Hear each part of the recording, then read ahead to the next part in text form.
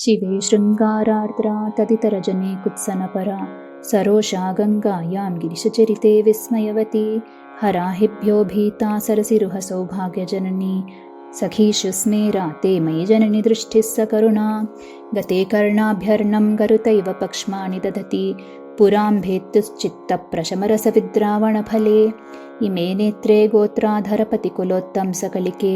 तवा कर्णाकृष्टस्मरशरविलासं कलयतः विभक्तत्रैवर्ण्यं यतिकरितलीलाञ्जनतया विभाति त्वन्नेत्रत्रितयमिदमीशानदयिते पुनः स्रष्टुं देवान् द्रुहिणहरिरुद्रानुपरतान् रजःसत्त्वं बिभ्रत्तमैति गुणानां त्रयमिव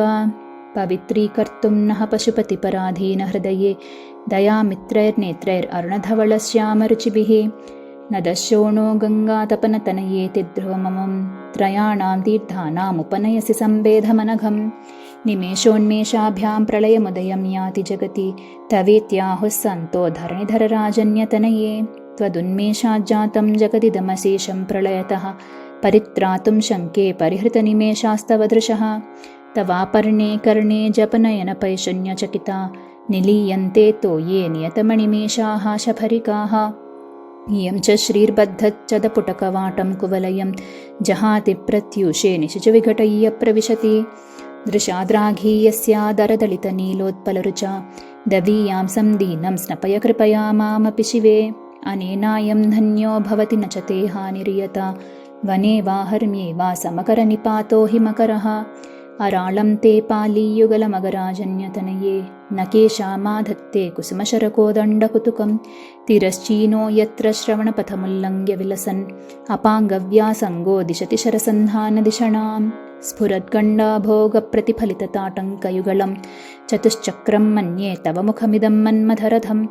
यमारुह्य द्रुह्यत्यवनिरधमर्केन्दुचरणं महावीरो मारः प्रमथपतये सज्जितवते सरस्वत्याः सूक्तीः अमृतलहरी कौशलहरीः पिबन्त्याः शर्वाणि श्रवणचुलुकाभ्यामविरलं चमत्कारश्लाघाचलितशिरसः कुण्डलगणो झनत्कारैस्तारैः प्रतिवचनमाचष्टैव ते असौ नासा वंशः तुहिनगिरिवंशध्वजपटि त्वदीयो नेदीयः फलतु फलमस्माकमुचितं वहत्यन्तर्मुक्ताः शिशिरकरनिश्वासगलितं समृद्ध्या यत्तासां बहिरपि समुक्ता मणिधरः प्रकृत्या रक्तायास्तव सुदति दन्तच्छदरुचेः प्रवक्ष्ये सादृश्यं जनयतु फलं विद्रुमलता न बिम्बं तद्बिम्बप्रतिफलनरागातरुणितं तुलामध्यारोढुं कथमिव विलज्जेत कलया स्मितज्योत्स्नाजालं तव वदनचन्द्रस्य पिबतां चकोराणामासीत् अतिरसतया चेञ्चुजडिमा अतस्ते शीतांशोः अमृतलहरीमाम्लरुचयः पिबन्ति स्वच्छन्दं निशिनिशिभृशं काञ्जिकधिया अविश्रान्तं पत्युर्गुणगणकथाम्रेडनजपा जपा पुष्पच्छाया तव जननि जिह्वा जयति सा यदग्रासीनायाः स्फटिकदृशदच्छच्च विमयी सरस्वत्या मूर्तिः परिणमति माणिक्यवपुषा रणे जित्वा दैत्यान् अपहृतशिरस्त्रैः कवचिभिः निवृत्तैः चण्डांशत्रिपुरहरनिर्माल्यविमुखैः विशाखेन्द्रोपेन्द्रैः शशिविशदकर्पूरशकला विलीयन्ते मातस्तव वदनताम्बूलकबलाः विपञ्च्या गायन्ती विविधमपदानं पुररिपोः त्वयारब्धे वक्तुं चलितशिरसा साधुवचने तदीयैर्माधुर्यैरपलपिततन्त्रीकलरवां निजां वीणां वाणी निचुलयति चोलेन निभृतं कराग्रेण स्पृष्टं तुहिनगिरिना वत्सलतया गिरीशेनोदस्तं मुहुः अधरपानाकुलतया करग्राह्यं शम्भोः मुखमुखुरवृन्तं गिरिसुते कथं कारं ब्रूमः तव चुबुकमौपम्यरहितं भुजाश्लेषान्नित्यं पुरदमयितुः कण्ठकवती तव ग्रीवा दत्ते मुखकमलनालश्रियमियं स्वतश्वेता काला गुरुबहुलजम्बालमलिना मृणालीलालित्यं वहति यददोहारलतिका गले रेखास्तिस्रो गतिगमकगीतैकनिपुणे विवाहव्यानद्धप्रगुणगुणसङ्ख्याप्रतिभुवः विराजन्ते नानाविधमधुररागाकरभुवां त्रयाणां ग्रामाणां सितिनियमसीमानैव ते मृणालीमृद्वीनां तव भुजलतानां चतुसृणां चतुर्भिः सौन्दर्यं सरसिजभवः स्तौति वदनैः नखेभ्यः सन्त्रस्यन् प्रथममधनादन्दकरिपोः चतुर्णां शीर्षाणां सममभयहस्तार्पणधिया नखानामुद्योतैः नवनलिनरागं विहसतां कराणां ते कान्तिं कथय कथयामः कथमुमे कयाचिद्वा साम्यं भजतु कलया हन्तकमलं यदि क्रीडल्लक्ष्मीचरणतललाक्षारसचणं समं देवि स्कन्दद्विपवदनपीतं स्तनयुगं तवेदं नः खेदं हरतु सततं प्रस्नतमुखं यदालोक्याशङ्काकुलितहृदयो हासजनकः स्वकुम्भौ हेरम्बः परिमृशति हस्तेन झटिति अमुते वक्षोजौ अमृतरसमाणिक्यकुतुपौ न सन्देहस्पन्दो न गपतिपताके मनसि नः पिबन्तौ तौ यस्मात् अविदितवधूसङ्गरसिकौ कुमारावद्यापि द्विरदवदनक्रौञ्चदलनौ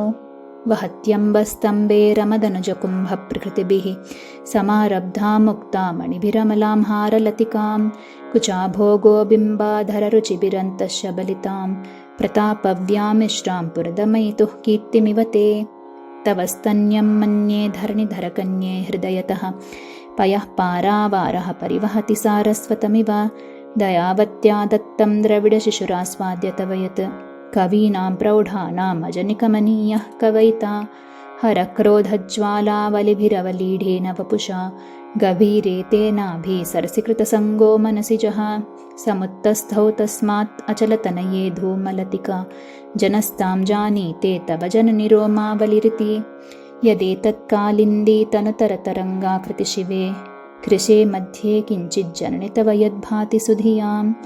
विमर्दात् अन्योन्यं कुचकलशयोः अन्तरगतं तनोभूतं व्योमप्रविशदिवनाभिं कुहरिणीं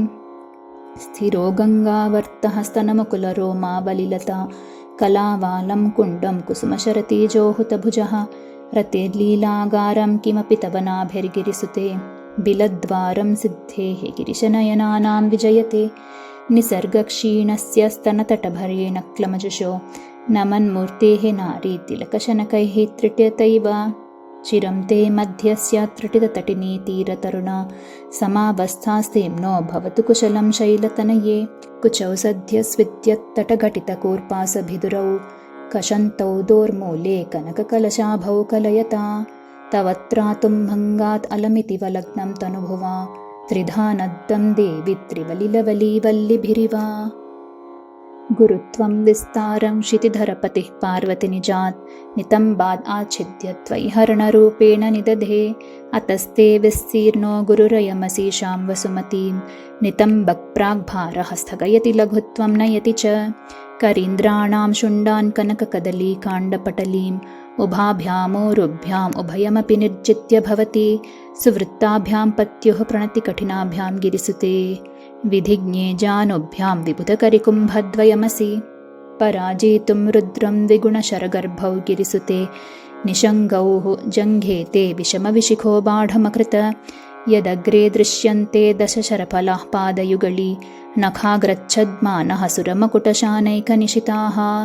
श्रुतीनां मूर्धानो ददति तव यौ शेखरतया ममाप्येतौ मातः शिरसि दयया देहि चरणौ ययोः पाद्यं पातः पशुपतिजटाजूटतटिनी ययोः लाक्षालक्ष्मीः अरुणहरिचूडामणिरुचिः नमो वाकं ब्रूमो नयनरमणीयाय पदयोः तवास्मै द्वन्द्वाय स्फुटरुचिरसालक्तकवते असूयत्यत्यन्तं यदभिहननाय स्पृहयते पशूनामीशानः प्रमदवनकङ्केलितरवे मृषा कृत्वा गोत्रस्खलनमथ वैलक्ष्यनमितं ललाटे भर्तारं चरणकमले ताडयति ते चिरादन्तशल्यं दहनकृतमुन्मूलितवता तुलाकोटिक्वाणैः किलिकिलितमीशानरिपुणा हिमानी हन्तव्यं हिमगिरिनिवासैकचतुरौ निशायां निद्राणां निशिचरमभागे च विशदौ वरं लक्ष्मीपात्रं श्रियमतिसृजन्तौ समैनां सरोजं त्वत्पादौ जननि जयतश्चित्रमिह किं पदं ते कीर्तीनां प्रपदमपदं देवि विपदां कथं नीतं सद्भिः कठिनकमठीकर्परतुलां कथं वा बाहुभ्याम् उपयमनकाले पुरभिदा यदा दायन्यस्तं दृशति दयमानेन मनसा नखैर्नाकस्त्रीणां करकमलसङ्कोचशशिभिः तरूणां दिव्यानां हसत इव ते चण्डिचरणौ फलानि स्वस्तेभ्यः किसलयकराग्रेण ददतां दरिद्रेभ्यो भद्रां श्रियमनिशमह्नाय ददतौ ददाने दीनेभ्यः श्रियमनिशमाशानुसदृशीम् अमन्दं सौन्दर्यप्रकरमकरन्दं विकिरति तवास्मिन् मन्दारस्तबकसुभगे यातु चरणे निमज्जन्मज्जीवः करणचरणः षट्चरणताम् पदन्यासक्रीडापरिचयमिवारब्धुमनसः स्खलन्तस्ते खेलं भवनकलहं सा न जहति अतस्तेषां शिक्षां सुभगमणिमञ्जीररणितच्छलात् आचक्षाणं चरणकमलं चारुचरिते गतास्ते मञ्चत्वं द्रुहिणहरिरुद्रेश्वरभृतः शिवस्वच्छच्छाया घटितकपटप्रच्छदपटः त्वदीयानां भासां प्रतिफलनरागारुणतया शरीरी शृङ्गारो रसैव दृशां दोग्धिकुतुकम् अरालाकेशेषु प्रकृतिसरला मन्दहसिते शिरीशाभाचित्ते दृशदुपलशोभाकुचतटे वृषं तन्वी मध्ये पृथुरसिजारोहविषये जगत्त्रातुं शम्भोर्जयति करुणा काचिदरुणा कलङ्कः कस्तूरीरजनिकरबिम्बं जलमयम् कलाभिः कर्पूरैर्मरकतकरण्डं निबिडितम् अतस्त्वद्भोगेन प्रतिदिनमिदं रिक्तकुहरं विधिर्भूयो भूयो निबिडयति नूनं तव कृते पुरारातेरन्तः पुरमसततस्त्वच्छरणयोः सपर्या मर्यादा तरलकरणानाम सुलभा तदा ह्येते नीताः शतमखमुखाः सिद्धिमतुलां तव द्वारोपान्तस्थितिभिरणिमाध्याभिरमराः कलत्रं वैधात्रं कति कति भजन्ते न कवयः श्रियो देव्याः को वा न भवति पतिः कैरपि धनैः महादेवं हित्वा तव सति सती नाम चरमे कुचाभ्यामासङ्गः कुरवकतरोरप्युसुलभः गिरामाहुर्देवीं द्रुहिणगृहिणीमागमविदो हरिः पत्नीं पद्मां हरसहचरीमद्रितनयां तुरीया कापि त्वं दुरधिगमनस्सीम महिमा महामाया विश्वं भ्रमयसि परब्रह्ममहिषि कदा काले मातः कदय कलितालक्तकरसं पिबेयं विद्यार्थी तव चरणनिर्णे जनजलं प्रकृत्या मूकानाम् अपि च कविताकारणतया कदा दत्ते वाणी मुखकमलताम्बूलरसतां सरस्वत्या लक्ष्म्या विविहरिसपत्नो विहरते रतेः पातिव्रत्यं शिथिलयति रम्येन वपुषा चिरं जीवन्येव क्षपितपशुपाशव्यतिकरः परानन्दाभिक्यं रसयति रसं त्वद्भजनवान् प्रदीपज्वालाभिर्दिवसकरनीराजनविधिः सुधासूतेश्चन्द्रोपलजललवैरर्घ्यचरणा स्वकीयैरम्बोभिः सलिलनिधिसौहित्यकरणं त्वदीयाभिर्वाग्भिस्तव जननि वाचां स्तुतिरियम्।